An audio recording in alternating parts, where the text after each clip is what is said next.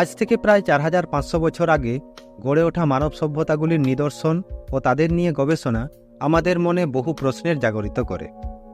তৎকালীন সভ্যতাগুলি যেমন মিশরীয় সভ্যতা, বেবিলনীয় সভ্যতা, চৈনিক সভ্যতা, এই সভ্যতাগুলি ওই সময় মানবজাতির ধারক হিসেবে কাজ করেছে। এই সভ্যতাগুলির সবকটি বিভিন্ন নদ নদীর তীরেই গড়ে উঠেছিল। ঠিক ওই সময়কালেই হিমালয়ের কোলে সৃষ্টি হওয়া সিন্ধু নদ ও সরস্বতী নদীর অববাহিকায় গড়ে উঠেছিল অপর এক উন্নত সভ্যতা। বর্তমানে পাকিস্তানের কিছু অংশ ও ভারতের উত্তর পশ্চিম সীমান্তে আবিষ্কৃত এই সভ্যতাটি সিন্ধু সভ্যতা বা হরপ্পা সভ্যতা নামে পরিচিত। কিছু কিছু ঐতিহাসিক এই সভ্যতাটিকে সিন্ধু সরস্বতী সভ্যতা নামেও অভিহিত করেছেন। বিষয়টি নিয়ে একটু জটিল আলোচনা আছে, সেটা ভিডিওটিতে একটু পরে বলছি। অন্যান্য সভ্যতাগুলির সমসাময়িক হলেও বিজ্ঞানীদের গবেষণা অনুযায়ী এই সভ্যতা একাধিক বৈশিষ্ট্যের কারণে অনেক বেশি অভিনব ও অগ্রগামী ছিল। বন্ধুরা, আসুন আজকের এই পর্বে হরপ্পা সভ্যতার আবিষ্কার সম্পর্কে সমস্ত তথ্য বিস্তারিতভাবে জেনে আসি। সময়টা অষ্টাদশ শতাব্দী।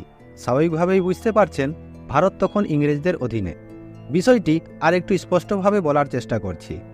জন চার্লস মেসন তার লেখা narrative of various journeys in Balochistan, Afghanistan and the Punjab, এই গ্রন্থে হরপ্পার ধ্বংসাবশেষের কথা প্রথম তিনি উল্লেখ করেন। 1856 সালে তিনি ও তার সহকর্মী উইলিয়াম ব্রান্টন করাচি ও লাহোরের মধ্যে east Indian railway company line স্থাপনের দায়িত্ব পান। সেই সময় রেল লাইন স্থাপনের জন্য উপযুক্ত বেসল্ট কোথা থেকে পাওয়া যাবে সেই ভেবে তিনি খুব চিন্তিত ছিলেন।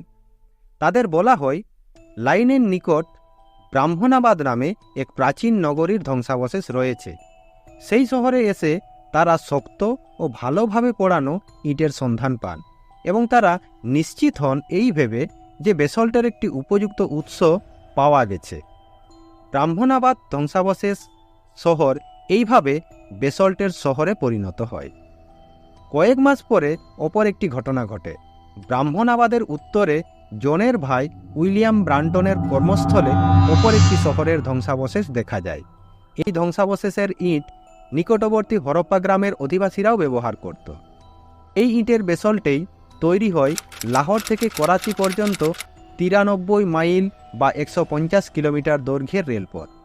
এইভাবেই আমাদের সুদূর প্রাচীন হরপ্পা ও মহেঞ্জোদারো এই দুটি সভ্যতা সম্পর্কে আমরা জানতে পারি। এরপর কিছুগুলো রোমাঞ্চকর ঘটনা ঘটতে থাকে। 1872 থেকে 75 সালে আলেকজান্ডার কানিংহাম প্রথম হরপ্পার সিলমোহর প্রকাশ করেন। তিনি ভুলবশত এটি ব্রাহ্মী লিপি নামে মনে করেছিলেন। এর প্রায় অর্ধ শতাব্দী পরে 1912 সালে জে ফ্লিট আরও কতগুলো হরপ্পা সিলমোহর আবিষ্কার করেন। এই সিলমোহর দেখে উদ্বুদ্ধ হয়ে 1921 থেকে 22 সালে স্যার জন মার্শাল এই অঞ্চলে প্রত্নতাত্ত্বিক খনন কার্য অভিযান চালান।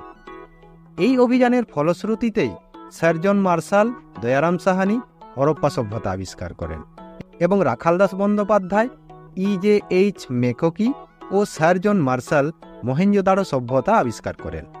এই সভ্যতাটির নামকরণে বহু মতপার্থক্য থাকলেও সিন্ধু সভ্যতার আবিষ্কারের প্রথম দিকের ঘটনা অনুযায়ী মহেঞ্জোদারো ও হরপ্পা নগরটি সিন্ধু উপত্যকার অঞ্চলে গড়ে উঠেছিল বলে এর ওপর ভিত্তি করে ঐতিহাসিকরা সিন্ধু নদীর নাম অনুযায়ী এই সভ্যতাটিকে সিন্ধু সভ্যতা নামেই নামাঙ্কিত করেছিলেন।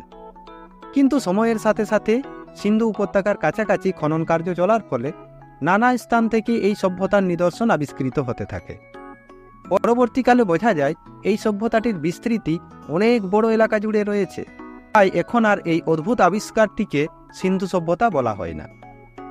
ঐতিহাসিকরা প্রত্নতত্ত্বের একটি ঐতিহ্যকে অনুসরণ করে এই প্রচেষ্টায় প্রথম আবিষ্কৃত প্রত্নক্ষেত্র হরপ্পার নাম অনুসারে এই সভ্যতাকে হরপ্পা সভ্যতা নামকরণ করেছেন, যা বর্তমান যুগের ঐতিহাসিকদের কাছে অনেক বেশি গ্রহণযোগ্য বলে মনে হয়েছে। এছাড়া 1947 সালে ভারতের স্বাধীনতার পরে এই নামটি ভারতীয় প্রত্নতাত্ত্বিক কেন্দ্র দ্বারা গ্রহণও করা হয়েছে। তবে বর্তমান যুগের এক দল ঐতিহাসিকরা নতুন এক নামকে বেশি প্রাধান্য দিয়ে চলেছেন। তারা এই সভ্যতাকে সিন্ধু সরস্বতী সভ্যতা বলতে বেশি আগ্রহী। তাদের মতে উত্তর পশ্চিম ভারতে ঘাগর হাকরা নদীর তীরে সিন্ধু উপত্যকার তুলনায় অধিক সংখ্যক প্রত্নক্ষেত্র আবিষ্কৃত হয়েছে। বিভিন্ন ঐতিহাসিকেরা ঘাগর হাকরা নদীকে ঋগ্বেদে উল্লিখিত সরস্বতী নদীর সঙ্গে তুলনা করেছেন। ঘাগর হাকরা নদীটি প্রাচীন ভারতে সরস্বতী নদী নামে বিখ্যাত ছিল। হরপ্পা সভ্যতা সরস্বতী নদীর তীরে গড়ে উঠেছিল, তাই বিভিন্ন ইতিহাসবিদ এই সভ্যতাকে সিন্ধু সরস্বতী সভ্যতা বলে উল্লেখ করেছেন। আজকের ভিডিওতে এইটুকুই। বন্ধুরা, এই সভ্যতা সম্পর্কে আরও একটি ভিডিও নিয়ে আসব। সেটি দেখতে হলে চ্যানেলটি সাবস্ক্রাইব করে রাখুন এবং পাশে থাকা বেল আইকনটি অন করে রাখুন। খুব শীঘ্রই ফিরে আসব আপনাদের সঙ্গে এই ধরনের ইনফরমেটিভ বিষয় আলোচনা করতে। সকলে সুস্থ থাকবেন, ভালো থাকবেন। ধন্যবাদ।